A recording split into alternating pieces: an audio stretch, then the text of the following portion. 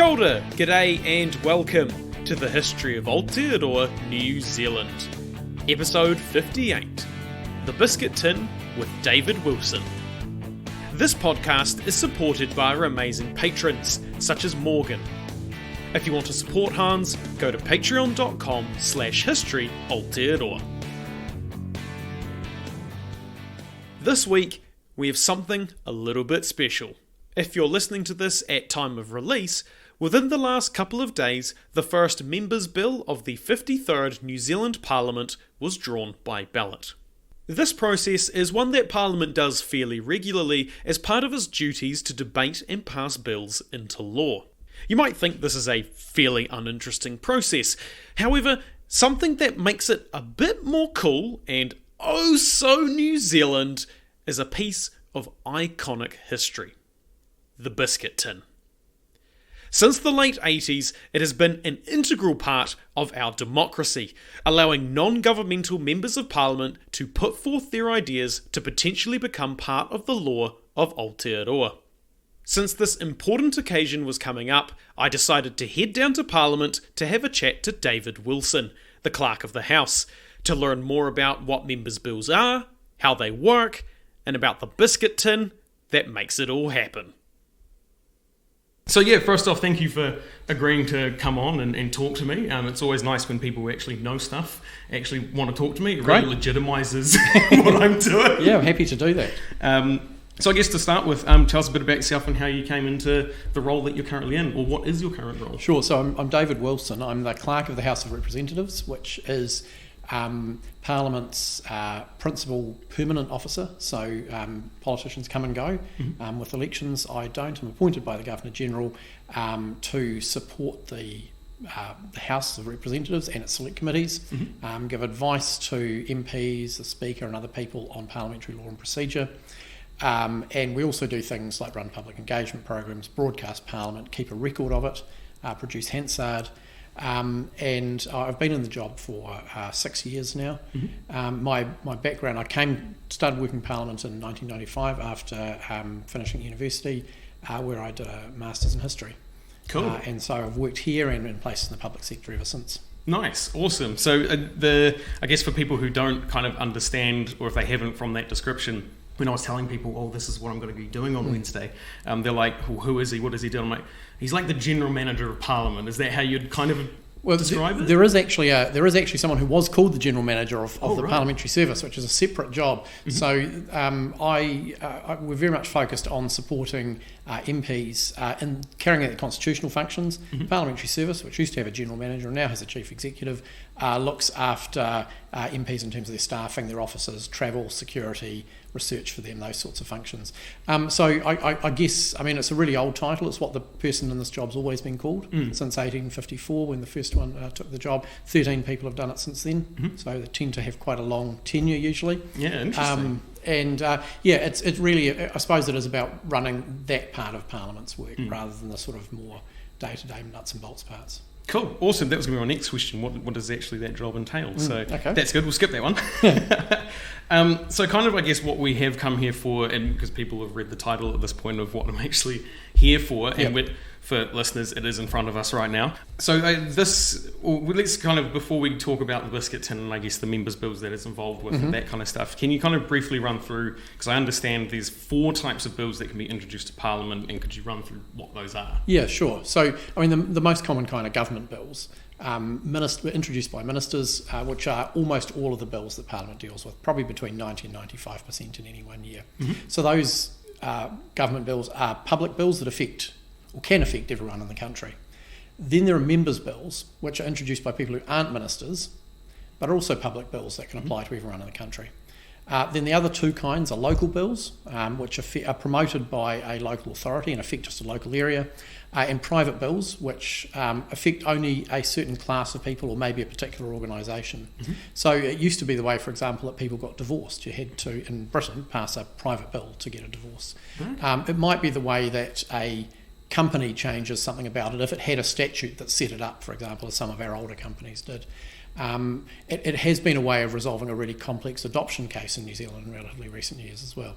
Oh, so wow. there's not very many of those. By far the most are government bills, probably followed by members' bills, and then local and private bills. Okay, very interesting. So can you run us through, I guess, the kind of general process of bill, kind of regardless of what type? I understand that might differ quite a bit depending on what kind of bill it is, but just kind of, I guess, the general process from when a bill is basically thought of to when it actually gets introduced to a law, or as a law. The process is actually much the same for all of them.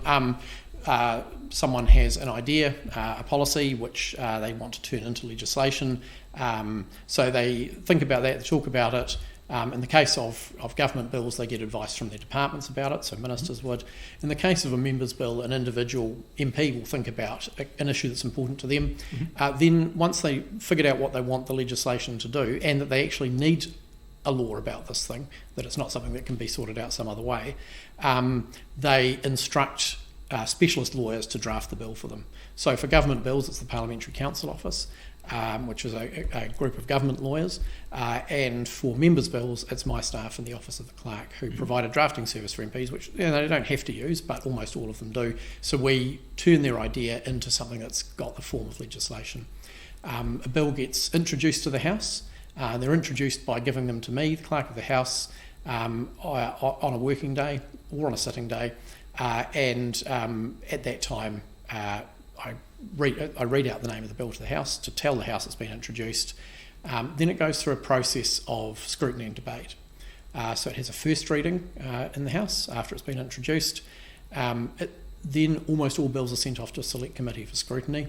So usually for 6 months, select committees in New Zealand are unusual in that they get almost all the bills that are passed and they call for public submissions on all of them. And on some, the committee might get tens of thousands of submissions and hear a sample of them. On others, it might just get a handful. But that's the normal process.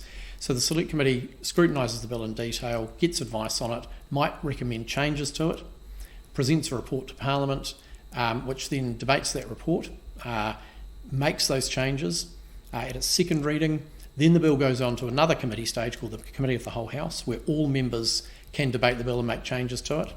That's really the last chance to amend a bill. And that doesn't have a time limit. That can be quite a long debate. The format for it usually is MPs asking the person in charge of the bill, so a minister or a backbench MP, questions about it and answering them and debating what changes should be made. Once that's finished, it has a third reading. That means the bill has been passed by the House. It can't take it back and make any changes to it. If it wants to change it now, it's going to have to introduce a new bill. After that, my staff read the bill from start to finish to make sure that what's going to be signed into law is exactly the thing that Parliament passed, with nothing else in it and nothing missing. So that's a pretty detailed piece of work. Then I sign off the bill to say, yes, the one that has been passed by the House is this version. It goes to the Attorney General, who signs it off to say there's no legal reason this bill can't be made into law, to the Prime Minister, who then signs it to recommend the Governor-General, gives it royal assent. And then it goes to the Governor-General, who signs the bill into law. Cool. So that's usually a matter of a few days after the bill's been passed. And that process happens pretty much for all bills in the same way. And so roughly how long would that process kind of take from conception to Governor-General signs it? Yeah, roughly? Well, I mean, the conception could be very long or short. But you can bet on generally 6 months with a select committee, and the readings on either side will have to occur over a few separate weeks. So probably reasonably quickly, without cutting into the select committee time, it might be, say, 7 or 8 months. Maybe a year would be a normal time frame. But you probably know that Parliament can also pass laws very quickly when it needs to, and it can do the entire thing in a day if there's some urgent reason to do that. Yeah, as we have seen quite a lot recently as of time of recording. But of course, since we are here to talk about the Biscuit Tin, which is exclusively for members' bills? Yes, so members' bills are unusual in that they're the ones that are going to be introduced are decided by ballot, because there are more of them than Parliament can cope with at any one time. Yep. So since that's what we're here to talk about, we'll focus on that. And I did write here that the members' bill was recently drawn, but I've just learned that that is not the case, I think, for the first members' bill for the 53rd Parliament of New Zealand. No, we haven't had any drawn yet. As of yet, because of everything else that's been going on. So I guess the question is, why would someone want to propose a members' bill? Okay, well, I mean, I guess the unique thing that members of Parliament can do that nobody else in the country can is make laws. Most of them as I say, something that government does, but every individual member has the power to do that. If they can convince majority of MPs to support them, they can pass a law, which is a pretty amazing responsibility. So individual members might want to do that because there's a cause they believe really strongly in, and the only way to address that issue is to pass legislation. Mm-hmm. Sometimes I think members will know that their bill isn't likely to pass, but they want to draw attention to an issue anyway.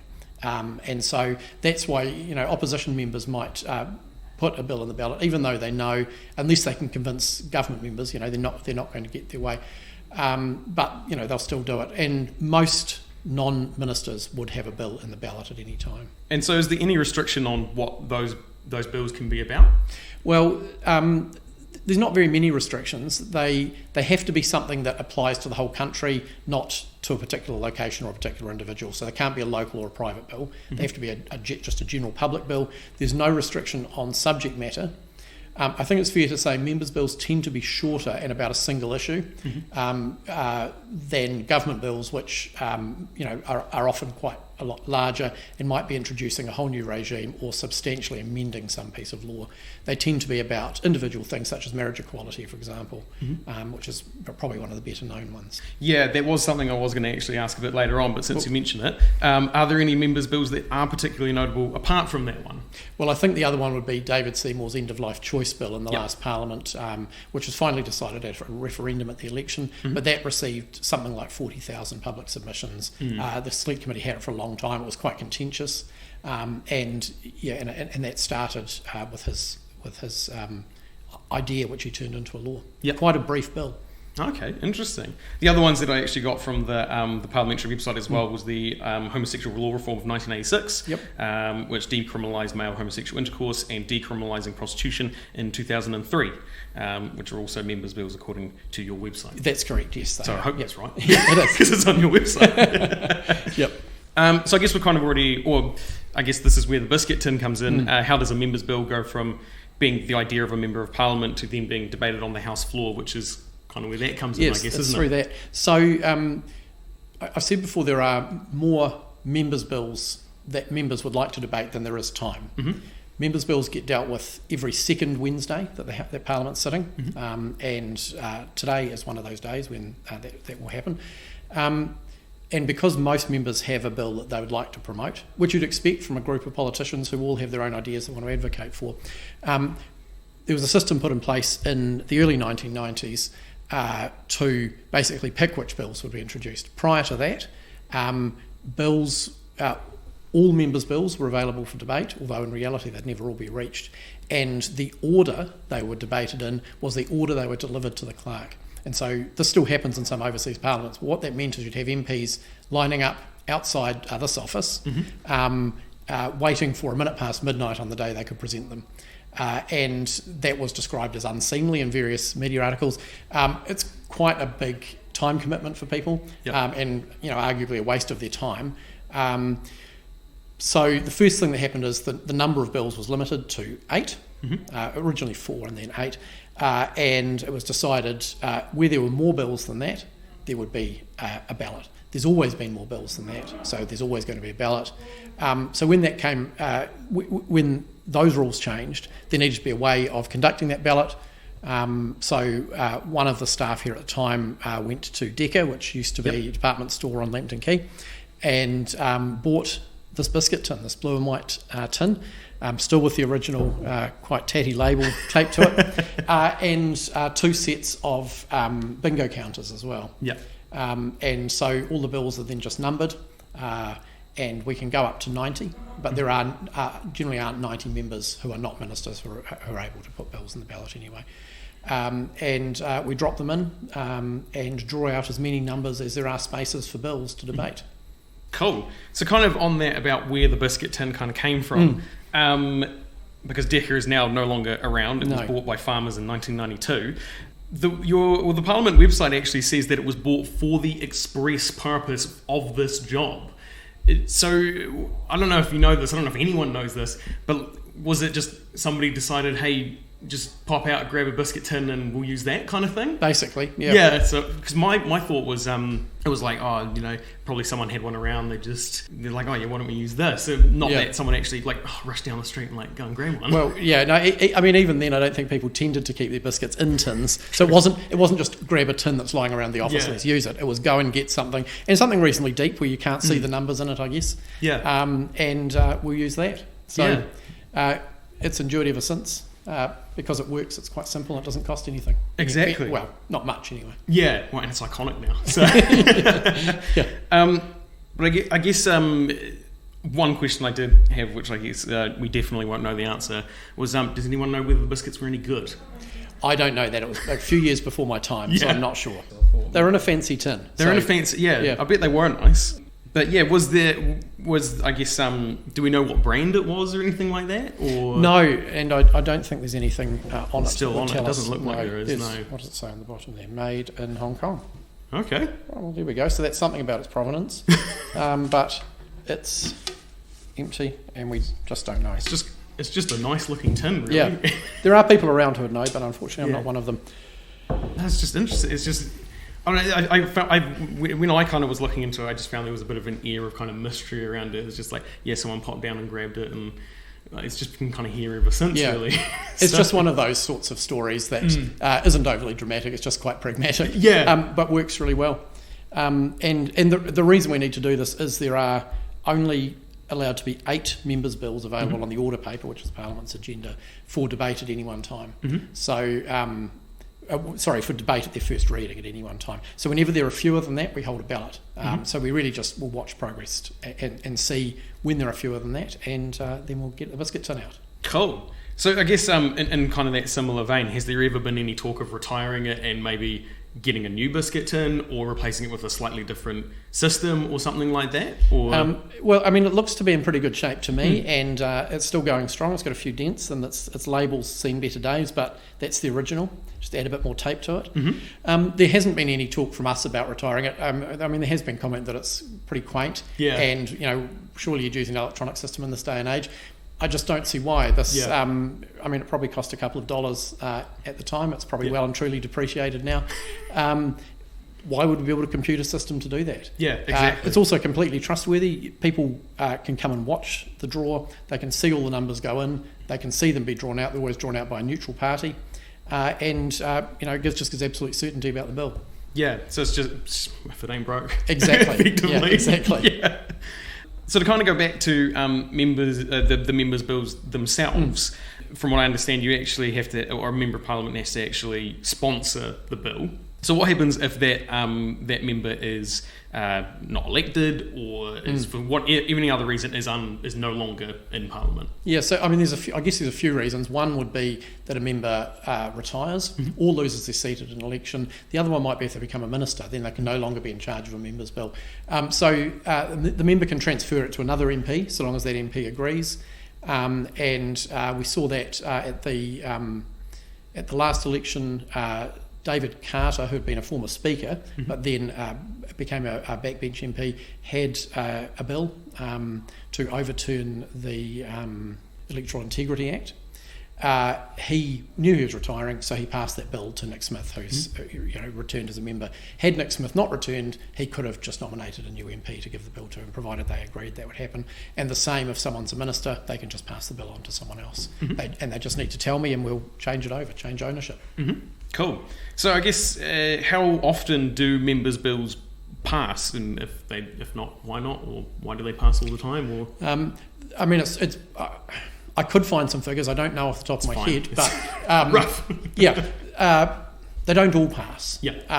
And the debate on them is really an opportunity to see members in the House working quite collaboratively, even if they don't agree with something, because these are not issues that tend to be party political issues. There's often a pretty good debate and exchange about them. Sometimes members are persuaded to change their mind from one side to the other, and you see that particularly with the marriage equality legislation.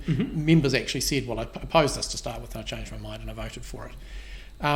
So they don't all pass, but you've listed some pretty significant ones that did and have made some pretty important social changes in New Zealand. you can just never be sure of it. Whereas a government bill, and particularly in the case now where the government has an absolute majority in the House, it can be pretty certain that a bill it introduces will pass. Perhaps it might change it on the way, Parliament might change it, but it should pass. Members really don't have that certainty. So there's always a lot of negotiation work behind the scenes and convincing debate to try and get people on board. Cool. So I guess kind of part of this whole kind of system with the Biscuit Tin and stuff is the standing orders of Parliament and what those are. So could you tell us what those actually are? Don't list them out, but what actually... There's 410 of them, so we won't do that. The standing orders of Parliament's rules. I mean, pretty much any group or society or organisation that meets and discusses things and makes decisions will have some rules about how it does that. Parliament has developed them over its whole history. It updates them regularly, but those are the rules that govern, amongst other things, how bills are passed and the fact that there has to be a ballot. They don't mention the Biscuit Tin, they leave that to me, but they're not particularly prescriptive on everything that happens in Parliament, and that's why we have a speaker to interpret them. But yeah, those are the rules. Yeah, and one of them, I believe, recently was the tie change. That was also a standing order, was it? No, that isn't. There's a requirement for members to wear business attire in the House, and it's up to the Speaker to decide what that is. But there's no standing order about ties. Okay. There is one, though. Well, there are several about members' bills, and there was one quite important change when these were last reviewed in 2020. So. Up until now, getting your bill out of the ballot has been purely just luck of the draw. There's been talk for a few years about whether if there was a bill that had a large amount of support from MPs, there should be a way of bypassing the ballot. Because on most days you've got about a 1 in 70, 1 in 75 chance of your bill coming out. I mean, not bad odds if it's Lotto or something, but not great for a draw that doesn't happen that often. So the change was made at the end of 2020, just before the election, so that if an MP can get 60 other MPs who are not ministers to support their bill, it will be automatically introduced. This is members' bills only, and it will therefore bypass the Biscuit Tin. That hasn't happened yet. We're fairly recently into this Parliament, but I expect we'll see something like that. And then obviously there'll be a lot of work behind the scenes to try and build that support. So just for reference for people who are not in New Zealand and don't know how many seats in Parliament there are, so it's 61, so it's over 50% exactly to skip that process. Yeah. So the member themselves presumably supporting their own bill plus 60 others, giving you a majority out of the 120 seats. That's right. Cool. So how are the standing orders kind of changed, and what is the process, or I guess what is that process and who kind of controls that? That's a good question. So there's a committee called the Standing Orders Committee, which in New Zealand meets every 3 years. So every Parliament, because we have a 3-year electoral term, it usually meets in the last year before an election. It's got members of every party on it. It's generally chaired by the Speaker, but it has senior members from all parties, and they discuss changes to the standing orders. They ask the public and others to make submissions and make suggestions. So I always make quite a substantial submission, and the Clerrk has probably since the 1950s made a pretty substantial one. Part of my job is to advise MPs on what the standing orders mean and how they apply, so we're in a pretty good position to do that. So I might suggest changes. MPs themselves will suggest changes, their parties might, select committees might, and members of the public. We get academics do, the Law Society makes comments from time to time, youth groups do sometimes as well, and just individuals. So anyone can feed into the process. They'll consider rule changes, and the way that they do them is on a consensus basis. So the Standing Orders Committee never votes on things. They only come up with a package of reforms that all parties agree to. I guess one downside of that is it can be quite hard to make radical change because you've got to bring everyone along with you. On the other hand, the changes they do make endure because all the parties have agreed to them. They're not likely to change with the change of government. The timing of the review is also really important. They do it in the last year. They report reasonably close to the date that the Parliament dissolves for the election. When the MPs agree to these changes, they don't know who the next government's going to be. So there can't be much self-interest in it. Really, it's a good way of focusing their interest and attention on what's good for Parliament. So in the 2020, before the 2020 election, in that review, there was a significant amount of change, probably more than usual. And a lot of the things that were changed were procedures that had been tried out during the COVID-19 lockdown when Parliament had to work in quite a different way, which gave us sort of a a pressure cooker trial, I suppose. Yeah, so I guess that's mostly all the questions I had actually on the Biscuit Tin. You've been very efficient, which is really good. You've skipped a lot of the ones that I actually already had. So I guess, but while you do mention kind of COVID, I guess since I've got you here and got this opportunity, what was the change in Parliament when the kind of COVID happened? We went into lockdown and all that kind of stuff. Yeah. How different was it and all that kind of stuff? Well, I mean, we really only had a couple of weeks to think about what to do, as did everyone else in the country.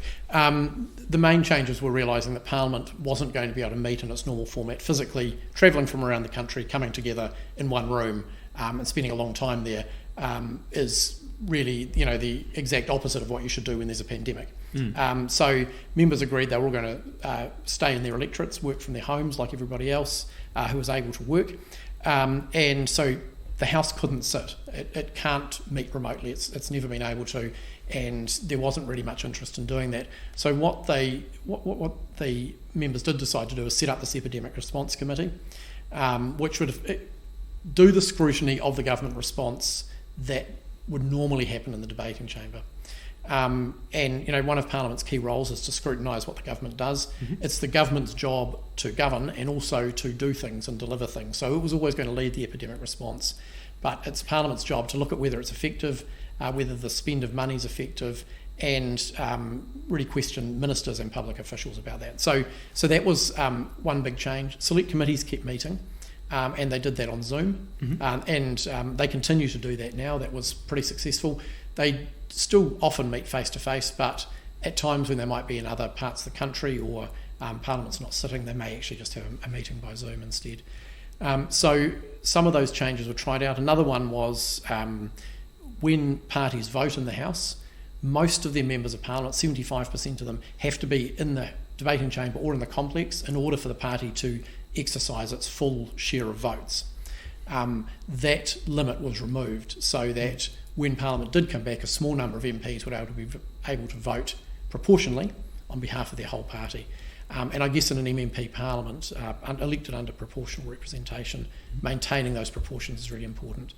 So it was really about what can be done when Parliament can't meet physically and what can be done at lower alert levels where not everyone can come back but some people can, which is really the two scenarios we've operated under. Yeah. That's been really useful because as we've been back into lockdown or some physical limitations in Wellington, we've basically had a blueprint for how to work.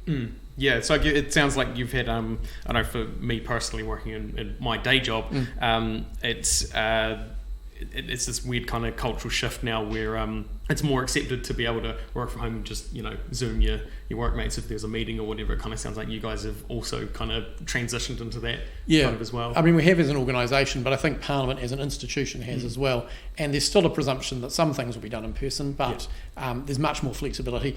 I think some of those things like remote select committee meetings on Zoom would have happened over time. It's just that the COVID and the lockdown really condensed that time and forced it to happen now, and people found it was actually okay. Cool, nice. So I guess the last question I have for you is what I usually ask most of my guests is what is your favourite part of your job, or what is the most memorable thing that has happened to you while you've been working in Parliament in general? So I guess what's the most memorable, the most exciting, the most interesting? What's the thing that stands out to you? Okay, well, I mean, the thing I like most about my job is the time I spend in the debating chamber. I sit just in front of the Speaker, available to advise that person or any other member of Parliament on what's going on, how they can make some change, amend a bill, or whatever they want to do. That's always exciting because it's unpredictable. We know what should happen on every day. We don't know exactly what will happen. And so for me, I enjoy that. And I think the others of my staff that work in there do enjoy that side of things. In terms of most memorable, I suppose there are two things. One of them, I guess, was being appointed as Clerk of the House. It's not a lifetime ambition. I didn't know about this job when I was younger, but it has been a career high for me. I love it, and I'd like to be able to do it for as long as possible. The other one was very early in my parliamentary career when I was working with the Justice Committee, and they decided to summons the Road Night gang in Christchurch to give evidence on an inquiry they were doing into gangs. The gang had said they would come and they talked to the Mongrel Mob and Black Power and various others. Then the Road Nights decided they wouldn't turn up, and the committee decided to force them by issuing a summons, something that hadn't happened for more than 100 years or so. So I was the staff member who got to basically write out the summons, decide what it would look like. We weren't in the office, so we couldn't really look at any precedents. We just had to do it, and then arrange with the police who were there. The police don't normally come to committee meetings, but because of the subject matter and the presence of gangs, there were detectives there, arrange with them to have it served on this gang. So that was pretty exciting. I never forget it. It's my war story I often share with the people that I work with. They didn't ever turn up. And, you know, I guess the threat of Parliament being a bit annoyed with them is probably not something that kept them awake at night. And they never did. And actually the power to issue summonses were taken away from select committees a few years later. So now the Speaker can do it if he or she thinks it's a good idea, but committees can't just do it on the spot like they did in Christchurch that day. Oh, wow, that's a great story. I wish I'd been the one who'd gone and bought the biscuit tin, then I could tell you that one, but alas, no. Well, no, thank you very much for allowing me to come here into your very large and very grand building to talk to you about a very, I guess, bog standard biscuit tin in a lot of ways. But yeah, no, thank you very much for allowing me to come. It's awesome to be able to talk to someone in the know and that. It's a pleasure. Happy to talk to you, and always good to give a bit of press to the biscuit tin as well.